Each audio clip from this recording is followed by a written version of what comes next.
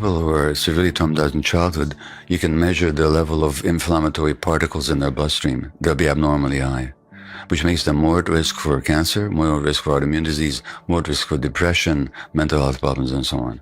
Trauma can affect the way genes are turned on and off. There are very few conditions that are purely genetically determined. There are some. One runs in my family, muscular dystrophy. But genes are turned on and off by the environment, so the wrong genes can be turned on and the right genes can be turned off by trauma. Then trauma can dysregulate the body's stress mechanism.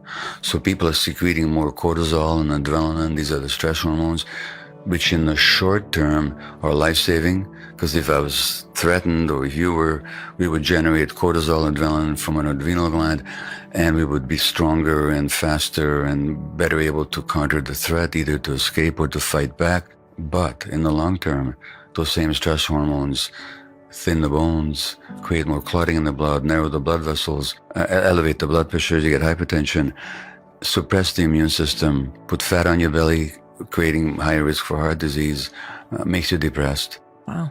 I mentioned racism. So if you look at the chromosomal aging of black people in this country, they age faster than Caucasians. And black kids already have higher blood pressure measurements than their Caucasian counterparts. It's got nothing to do with genetics. It's got to do with the stress of racism. A black woman in this country, the more episodes of racism they experience, the higher the risk for asthma. Then there are the emotional impacts. Like in my case, being given to a stranger gives me the sense of not being wanted, not being important. Then I develop behaviors where I try and prove my importance, so I become a workaholic doctor. And I don't pay so much attention to my family because I'm out there trying to prove my importance in the world. Now that has impact on my kids.